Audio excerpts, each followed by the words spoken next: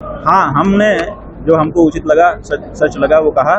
और अभी तक कोई भी भारत देश से निकल करके राजनेता या विद्वान नहीं आया जिसने ये प्रतिज्ञा देश के सामने कर ली होगी कि अभी मुक्तेश्वरानंद गलत कह रहे हैं, मंदिर तो बन चुका है। ऐसा किसी ने नहीं कहा। तो ऐसी स्थिति में हमारी बात स्पष्ट हो चुकी, सिद्ध हो चुकी। जब मंदिर बन जाएगा तो स्वाभाविक है कि प्रतिष्ठा का कार्यक्रम आरंभ होगा। अभी जो कुछ हुआ है वो एक राजनीतिक कार्यक्रम था, वो हो गया, अब उसको भूल जाइए। NSVI से हम कभी भी संबद्ध नहीं रहे। हाँ, अखिल भारतीय विद्यार्थी परिषद से जरूर हम संबद्ध रहे। जब हम पढ़ रहे थे उस समय छात्र नेता के रूप में छात्र संघ के अध्यक्ष का पद चुनाव हमने अखिल भारतीय विद्यार्थी परिषद के पैनल से लड़ा था और अध्यक्ष बने थे।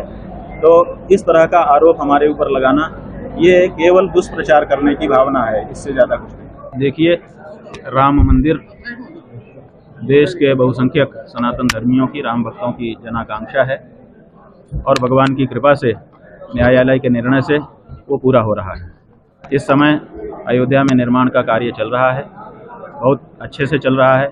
भव्य मंदिर का निर्माण हो रहा है और जैसा कि हम लोगों ने पूछा और जाना है, लगभग 3 वर्ष, 2.5 वर्ष, 3 वर्ष अभी और लगेंगे, तब मंदिर पूरी तरह से निर्मित हो जाएगा। जब मंदिर बन जाएगा तो स्वाभाविक है कि प्रतिष्ठा का कार्यक्रम आरंभ होगा। अभी जो कुछ हुआ है वो एक राजनीतिक कार्यक्रम था, वो हो गया, अब उसको भूल जाइए। राम जी का मंदिर बन रहा है, भव्य बन रहा है और जब वो निर्मित हो जाएगा तो स्वाभाविक रूप से आप बताइए कि जब मंदिर का शिखर बन जाएगा तो उस पर कलश चढ़ेगा कि नहीं चढ़ेगा?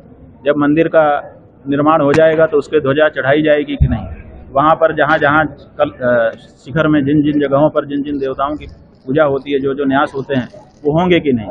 तो स्वाभाविक है कि जब मंदिर बन जाएगा तो वहाँ पर प्रतिष्ठा का कार्यक्रम होगा, उसका भी लाभ हम सबको मिलेगा।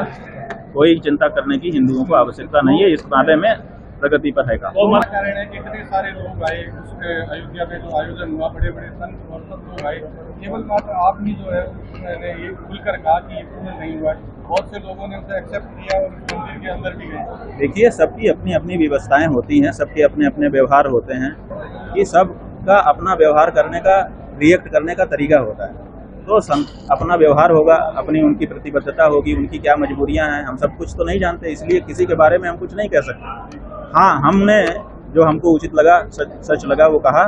और अभी तक कोई भी भारत देश से निकल करके राजनेता या विद्वान नहीं आया जिसने ये प्रतिज्ञा देश के सामने कर ली होगी कि अभी मुक्तेश्वरानंद गलत कह रहे हैं, मंदिर तो बन चुका है। ऐसा किसी ने नहीं कहा। तो ऐसी स्थिति में हमारी बात स्पष्ट हो चुकी, सिद्ध हो चुकी।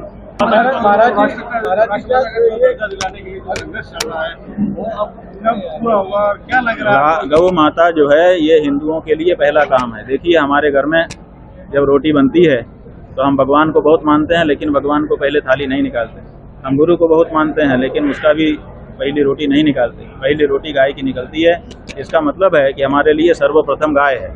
इसलिए गौ हत्या बंद करना और गौ माता को पशु की सूची से हटा करके राष्ट्र माता के रूप में प्रतिष्ठित करना, ये इस समय की हम लोगों की जिम्मेदारी है।